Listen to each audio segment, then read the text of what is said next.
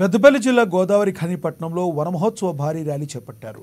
రాష్ట్ర ప్రభుత్వం ప్రతిష్టాత్మకంగా నిర్వహిస్తున్న స్వచ్ఛదనం పచ్చదనం కార్యక్రమంలో చివరి రోజు అటవీశాఖ, రామగుండం కార్పొరేషన్ విద్యార్థులు పెద్ద ఎత్తున ప్లకార్డులతో ర్యాలీ చేపట్టారు.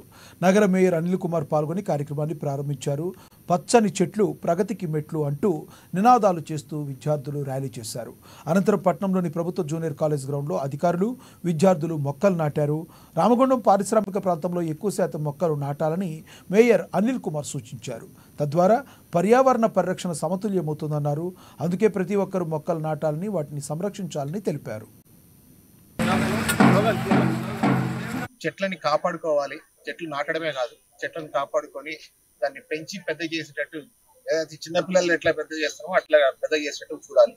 అలాగే కమిషనర్ గారు చెప్పినట్టు రోడ్ల మీద, ట్రైన్లలో చెత్త పడేయకుండా మన పరిసరాలు మనము శుభ్రంగా ఉంచుకొని, ఇప్పుడు వచ్చే చాలా మందికి ఇప్పుడు విషజ్వరాలు వస్తున్నాయి కాబట్టి దాన్ని నివారణ చేసేందుకు మన వంతు ప్రయత్నము, మన ప్రజల ప్రయత్నము, రామగుండం ప్రజలు సహకరించి చేస్తే మనకు రోగాలు కూడా తగ్గుతాయి. ప్రతిష్టాత్మకంగా చేపట్టినటువంటి స్వచ్ఛదనం పచ్చదనం కార్యక్రమంలో భాగంగా మరి ఆగస్టు 5వ తారీఖు నుండి 9వ తారీఖు వరకు ప్రతిరోజు కూడా ఏదో ఒక కార్యక్రమం, ప్రత్యేక కార్యక్రమాలు చేసుకుంటూ రావడం జరుగుతుంది.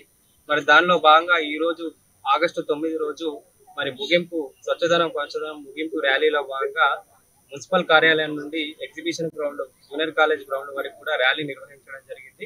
మరి ఈ కార్యక్రమంలో గౌరవ మేయర్ గారు, కార్పొరేటర్లు, అలాగే విద్యార్థులు, మెప్మా సిబ్బంది, తర్వాత మున్సిపల్ సిబ్బంది అందరూ పాల్గొనడం జరిగింది.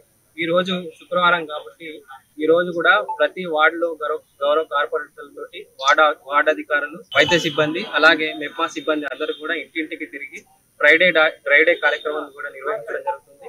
ఈ అన్ని కార్యక్రమాల ముఖ్య ఉద్దేశం ఏంటంటే ప్రతి ఒక్క కార్యక్రమంలో ప్రజలు భాగస్వామ్యం కావాలి.